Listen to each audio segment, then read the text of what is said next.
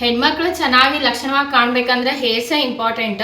So ಆ hairs ಈ ತರ ಲಾಸ್ ಆಗತ್ರ ನಮಗೆ ಟೆನ್ಷನಿಗೆ ಇನ್ನೂ ಸ್ವಲ್ಪ ಹೇರ್ ಲಾಸ್ ಆಗುತ್ತೆ.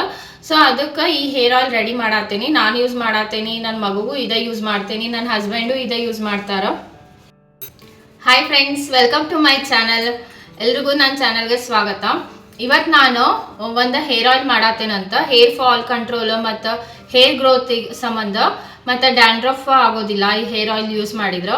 ಮಲ್ಲೇಕ ಪ್ರೆಗ್ನೆನ್ಸಿ ಆವಾಗ ನನ್ನ ಹೇರ್ ಭಾಳ ಅಂದ್ರೆ ಭಾಳ ತಿಕ್ಕಿತ್ತು ಮತ್ತು ಭಾಳ ಚೆನ್ನಾಗಿ ಹೇರ್ ಇದ್ವು. ಆಮೇಲೆ ಈಗ ಡೆಲಿವರಿ ಆದಮೇಲೆ ಈಗ ಒಂದು 2 ವರ್ಷದಿಂದ ಭಾಳ ಅಂದ್ರೆ ಭಾಳ ಹೇರ್ ಫಾಲ್ ಆಗತೈತಿ.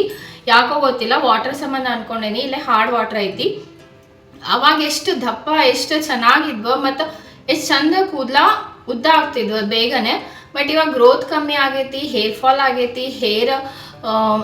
ಇಲ್ಲೆಲ್ಲ ಹೇರ್ ಫಾಲ್ ಆಗ್ಲಿಕ್ಕತ್ತೈತಿ. ಮೊದ್ಲೇಕೆಲ್ಲ ಎಷ್ಟು ಚೆನ್ನಾಗಿದ್ವು ಹೇರ್ಸ್. ಸೊ ಅದ್ರ ಸಂಬಂಧ ಈ ಆಯಿಲ್ ನಾನು ಒಂದ್ಸಲ ಮಾಡಿದ್ದೆ, ಯೂಸ್ ಮಾಡತ್ತೇನೆ. ಅವಾಗಿಂದ ನನ್ನ ಹೇರ್ ಫಾಲ್ ಸ್ವಲ್ಪ ಕಂಟ್ರೋಲ್ ಆಗೈತಿ. ಸೊ ಅವಾಗೇನು ವಿಡಿಯೋ ಮಾಡಿದ್ದಿಲ್ಲ ನಾನು. ಅದಕ್ಕೆ ಈಗ ನಿಮಗೆ ವಿಡಿಯೋ ಮಾಡಿ ತೋರಿಸ್ಬೇಕಂದ್ರೆ ಏನೇನು ಐಟಮ್ಸ್ ಹಾಕಿ ಒಂದು ಹೇರ್ ಆಯಿಲ್ ರೆಡಿ ಮಾಡಿದ್ದೆ ಮನೆ ಒಳಗಡೆನ. ಸೊ ಅದನ್ನು ಇವಾಗ ವಿಡಿಯೋ ಮಾಡಿ ತೋರಿಸ್ತೇನಂತ. ಅದಕ್ಕೆ ಫಸ್ಟಿಗೆ ಇದು ಮೆಹಂದಿ ಎಲೆ ಅಂತಾರಲ್ಲ, ಸೊ ಮೆಹಂದಿ ಎಲೆ ಇದು ಸ್ವಲ್ಪ ಮೆಹಂದಿ ಎಲೆ ತೊಗೊಂಡಿನಿ. ಇದು ಕೆಂಪು ದಾಸವಾಳದ ಎಲೆ, ಇದು ಬೇವಿನ ಸೊಪ್ಪು ಮತ್ತು ಇದು ಕರಿಬೇವಿನ ಸೊಪ್ಪು. ಎಲ್ಲನೂ ಚೆನ್ನಾಗಿ ವಾಶ್ ಮಾಡಿ ಇಟ್ಕೊಂಡೀನಿ. ನೋಡಿ, ಇದು ಬೇವಿನ ಸೊಪ್ಪು, ಇದು ಕೆಂಪು ದಾಸವಾಳನೇ ತೊಗೋಬೇಕು. ಆಮೇಲೆ ಇದು ಮೆಹಂದಿ ಸೊಪ್ಪು, ಆಮೇಲೆ ಇದು ಕೆಂಪು ದಾಸವಾಳ ಹೂವು, ಮತ್ತು ಇದು ಆಲೋವೆರಾ, ಫ್ರೆಶ್ ಆಲೋವೆರಾನ ಈ ಥರ ಸುಲಿದು ತೆಗೆದಿಟ್ಕೊಂಡೇನಿ. ಮತ್ತು ಒಂದು ದೊಡ್ಡದು ಬೆಳ್ಳುಳ್ಳಿ ತೊಗೊಂಡೇನಿ ಮತ್ತು ಸ್ವಲ್ಪ ಜಿಂಜರು ಈ ಥರ ಪೀಸ್ ಮಾಡಿ ಇಟ್ಕೊಂಡೇನಿ. ಇವನ್ನೆಲ್ಲ ಹಸಿದ ಹಾಕಬೇಕಲ್ಲ, ಸ್ವಲ್ಪ ಮಿಕ್ಸಿ ಮಾಡಿ ಹಾಕಬೇಕು. ಮಿಕ್ಸಿ ಮಾಡಿ ಹಾಕಿದ್ರೆ ಇದ್ರದ್ದು ಕಂಟೆನೆಲ್ಲ ಆಯಿಲ್ನಾಗ ಚೆನ್ನಾಗಿ ಮಿಕ್ಸಪ್ ಆಗುತ್ತೆ. ಸೊ ಇವನ್ನೆಲ್ಲ ಇವಾಗ ಮಿಕ್ಸಿ ಮಾಡ್ಕೋಬೇಕು. ಯಾವ ಥರ ಮಿಕ್ಸಿ ಮಾಡ್ಕೋಬೇಕಂತ ಹೇಳ್ತೀನಿ. ಫಸ್ಟ್ ದಾಸವಾಳ ಹಾಕೊಂಡೀನಿ, ಆಮೇಲೆ ಕರಿಬೇವು ಸೊಪ್ಪು ಹಾಕೊಳತ್ತೀನಿ.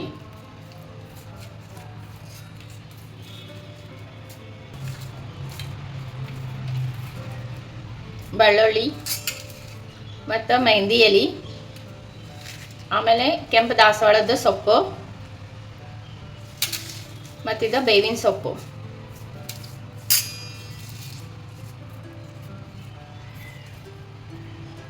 ಮತ್ತಿದು ಶುಂಠಿ, ಅಲ್ಲ ಅಂತೇವಲ್ಲ ಅದು.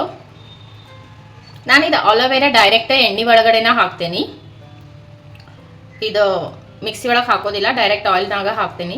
ಸೊ ಇದನ್ನು ಫಸ್ಟ್ ಮಿಕ್ಸಿ ಮಾಡ್ಕೊಂಬರ್ತೇನಂತ.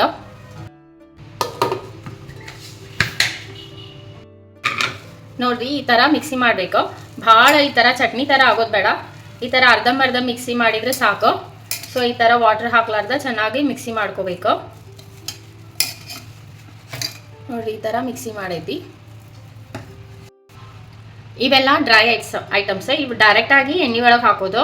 ಇದು ಮೆಂತೆ ಕಾಳು, ಮೆಂತೆ ಸೀಡ್ಸು, ಇದು ಕಲೋಂಜಿ ಸೀಡ್ಸು, ಒಂದು 10-15 ಲವಂಗ, ಮತ್ತಿದು ಗುಡ್ಡದ ನೆಲ್ಲಿಕಾಯಿ ಅಂತಾರಲ್ಲ, ಬೆಟ್ಟದ ನೆಲ್ಲಿಕಾಯಿ, ಆಮ್ಲ, ಅಲೋವೆರಾ ಮತ್ತು ಉಳ್ಳಾಗಡ್ಡಿ ಮತ್ತು ಬಾದಾಮ್ನ ಸ್ವಲ್ಪ ಕುಟ್ಟಿ ಹಾಕಬೇಕು.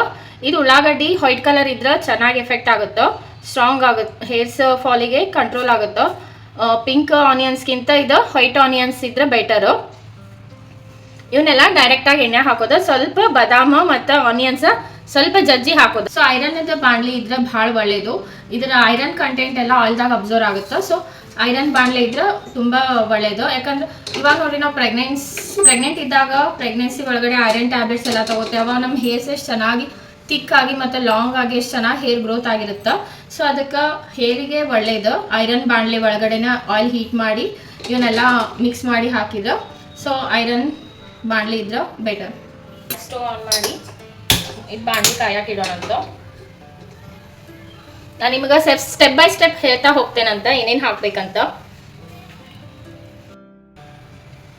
ಸೊ ತವಾ ಈಗ ಕಾದೈತಿ. ನಾನು ಆಯಿಲ್ ಹಾಕ್ತೇನೆ. ನಾನಿದು ಬಜಾಜ್ ಕೊಕೊನಟ್ ಹೇರ್ ಆಯಿಲ್ ತೊಗೊಂಡೇನಿ. ಸೊ ನೀವು ಪ್ಯಾರಾಶೂಟ್ ಆಯಿಲು ತೊಗೋಬೋದು. ಸೊ ನಾನು 2 ಬಾಟ್ಲ್ ತೊಗೊಂಡೇನಿ. 2 ಬಾಟ್ಲು ಯೂಸ್ ಮಾಡ್ತೇನಂತ ಇವಾಗ.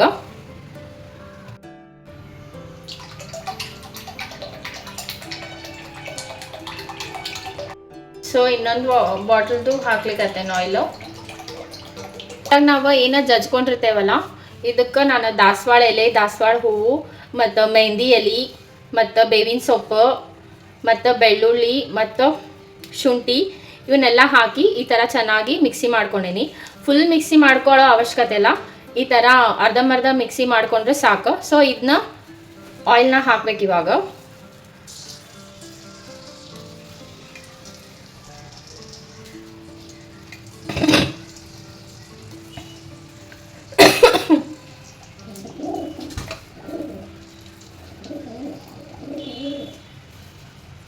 ಸೊ ಇದನ್ನು ಪೂರ್ತಿಯಾಗಿ ಈ ಥರ ಆಯಿಲ್ನ ಹಾಕೈತಿ.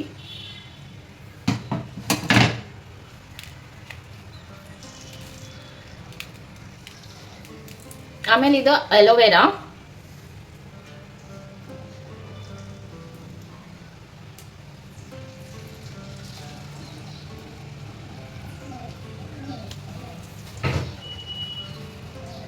ಫ್ರೆಶ್ ಆಗಿರೋ ಅಲೋವೆರಾನ ಸಿಪ್ಪಿ ಸುಲಿದು ಈ ಥರ ಜೆಲ್ಲೆಲ್ಲ ತೆಗೆದಿಟ್ಕೊಂಡೇನಿ. ಆಮೇಲೆ ಇದು ಆರೆಂಜ್ ಆರೆಂಜ್ ಸಿಪ್ಪಿನ ಈ ಥರ ಒಣಗಿಸಿಟ್ಕೊಂಡೇನಿ. ಇದನ್ನು ಹಾಕಬೇಕು, ಸ್ಮೆಲ್ ಚೆನ್ನಾಗಿ ಬರುತ್ತೆ.